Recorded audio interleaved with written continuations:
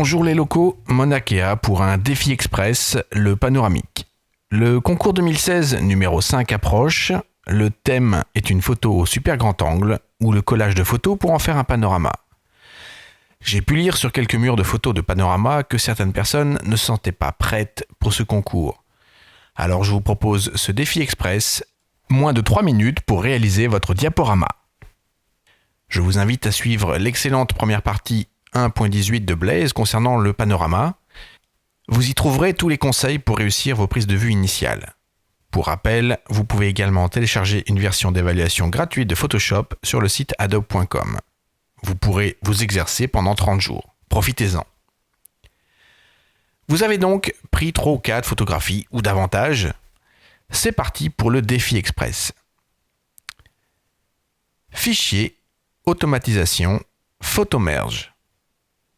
La partie la plus complexe va consister à choisir le type de collage. Ce mode va influer sur la déformation des images de départ et sur le rendu final. Le mode perspective va vous donner une perspective accentuée.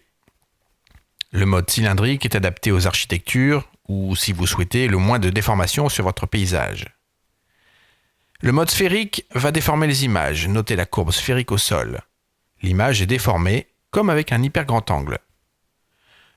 Le mode collage, lui, va donner un rendu proche du mode sphérique sans déformer les courbes. Notez le côté polygonal du sol. Le repositionnement, lui, ne va pas déformer vos images et Photoshop va faire ce qu'il peut avec ce qu'il a, un peu comme si nous le faisions avec des photos, des ciseaux et du scotch, et le rendu qui va avec. Si vous êtes perdu, optez pour le mode automatique ou cylindrique. Je vous invite à cocher également correction de vignettage et correction de la déformation géométrique pour corriger les défauts de votre objectif et faciliter le travail de collage.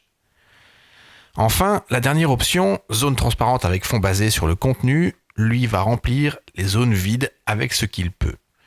Le résultat n'est pas toujours probant, mais cela peut être utile pour combler un ciel par exemple, ou si votre cadrage est particulièrement serré. C'est parti, allons chercher nos photos.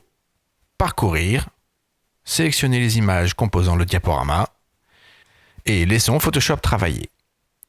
Bam, notre collage est prêt, notre panorama est réalisé. Photoshop a réalisé des zones de raccord sur des zones qui lui ont paru pertinentes de découper. Vous pouvez inspecter les jointures pour voir si des défauts subsistent. Une astuce, CTRL-clic sur le masque de fusion pour voir apparaître le contour du masque et ainsi voir les jointures. Utilisez alors la loupe et la main avec la barre espace pour vous déplacer dans l'image et inspecter plus finement les coutures. Il vous reste alors à recadrer votre image. Je prends mon outil de sélection rectangulaire, je sélectionne, image recadrée.